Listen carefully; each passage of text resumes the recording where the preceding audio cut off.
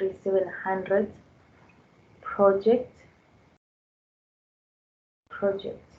I am ZH Kumal and I have been appointed by University of South Africa to undertake a preliminary design for the upgrade of a portion of Provincial Road, which is P248, which is located in Empangeni in the province of KwaZulu-Natal.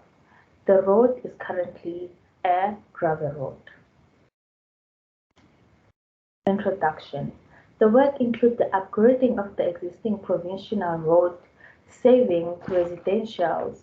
This includes the upgrade from gravel surface road of 4-lane divided road of about 3.5 meter long, wide cross-section, provision of additional stormwater maintenance measures, generating the final alignment by utilizing commercial availability geometric design software, improving safety measures in the form of guardrails where necessary for pedestrian and sidewalk for local urban traffic, road signal markings, and preparing the detailed structural design of the pavement structure of various road sections. That will form part of the presentation today, and I will go through all the steps of designing stages of this project. When we are designing, there are certain standards that need to be followed.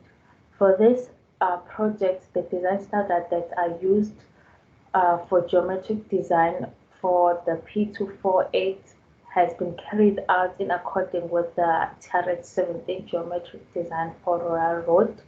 Drainage design standards was done in accordance with the South African National Road Agency SOC limits, which is Central Drainage Manual 6th edition. TRH 14-1995 was used as a guideline for the road construction material. Adopted geometric design software. The geometric design used for the upgrade of 248 gravel road is Civil 3D. Civil 3D is responsible for crafting design for roadways, pipe systems, utilities, land granting specifications, and other infrastructures. The upgrading of P248, which is situated in Mbiza village under Umlalazi location, which is under the province of KwaZulu-Natal in Empangeni. The road functions as a minor artery in terms of TRH 12. This road can be classified as the road category C, an artery rural minor artery in terms of TRH 26, which is South Africa Road Classification and Access Management Manual, as confirmed with the KwaZulu-Natal Department of Transport.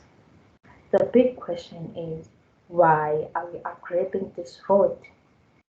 This road is trafficked daily by minor bus taxis during the morning and evening hours, and agricultural traffic during the day, with estimated traffic of 750 per lane per day. The road is situated in rural area. The traffic volume for this road is increasing, and the current condition of this road is not in a suitable condition. It is in gravel state. As I've mentioned that our road is in the province of KwaZulu-Natal. This is the map of Africa, and here is the location of KwaZulu-Natal where our road is found. And then on my left hand side is the map, which is constructed from Google Map, which shows the starting coordinate and the end coordinate of the road, and also shows the long and latitudes. When I was designing this P247 road, these are the steps that I followed on my design. The first was input points, where I obtained road coordinates from Google Earth, as I've mentioned on the previous slide, as well as longitudinal latitude and elevation points. Step 2, surface. In surface, you are plotting points on the polyline and creating the road surface. Step 3, alignment, where we check TRH 17 standard for designing an acceptable horizontal alignment. Profile, design vertical alignment based on the TRH 17 standard. Corridor, creates a road corridor. Assembly, cross-section profile of the road is created.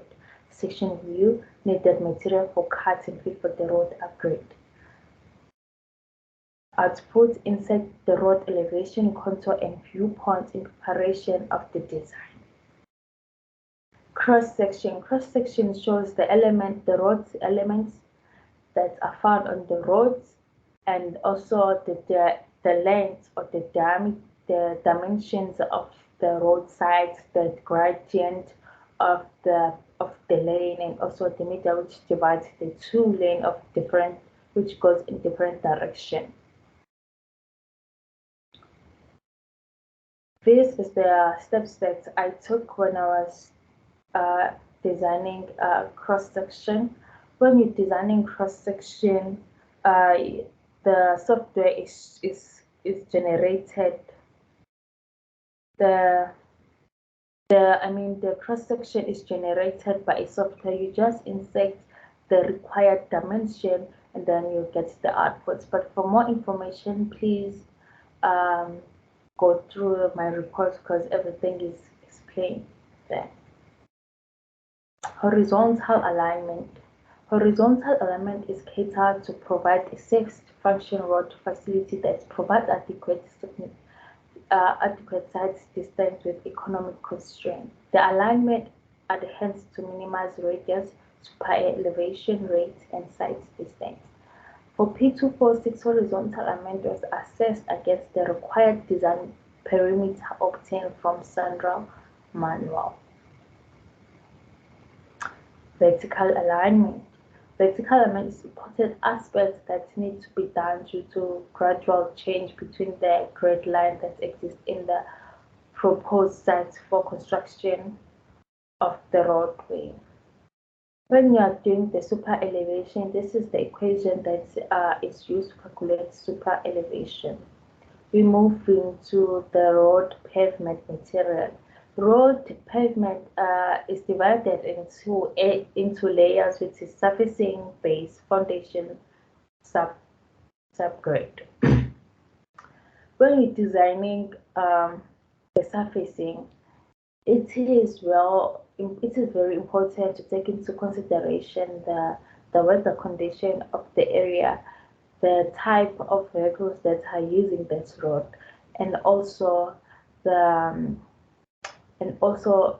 traffic volume, because those are aspects that guide us when we're designing the surfacing. The function of the surfacing, it must be durable, provide skid resistance, provide rigid quality. The load from the cars that are passing or moving on the surfacing, it is transferred from the surfacing to the base, to the foundation, to the subgrade. And then move to the base. It is a main structural element in the pavement. And then the foundation, it is the platform upon which the more expensive layers are placed. On the foundation, the size of the material that is used, it's larger than the material that is used on the base and also that is used on the surfacing. The calculations for designing the road pavements are on the report. Please go through that. And then we have a mass halo diagram which shows the cut and feel of the road. The earthwork quality were advised by the geotech reports to attain knowledge of existing road soil profile. This plays a major role in knowing a preferable location for cutting. Cut in section with the collapsed soil. It is advisable to rather fill on collapsed soil. The calculation for manhole are on the report. And then drainage in the upgrade of the existing road, the horizontal and vertical alignments were kept as close to the existing alignment as possible, because this this limits the expense of the road design and road construction. Because if you are moving the alignment of the new road from the existing alignment, it may cause more work, it may cost more money, because there must be some objective that needs to be removed there, e.g. trees, and there must be maybe a valley that needs to be filled. So it is widely advisable to try and keep it close to the existing alignment as possible to achieve the design. So this was done to achieve the design standard. The drainage culverts have been designed for inlet control condition at a maximum headwater ratio of 1 and runoff calculated using the rational method. These are the pictures which I took from Google just to illustrate the type of road drainage that can be found on the provincial road. The recommendation for this upgrading of P248 is that the road section is to be widened to a modified type 3 of secondary road. The signposted speed limit of 100 km/h. Upon completion of the construction of this road, the Department of Transport needs to exercise their periodic routine maintenance on this road.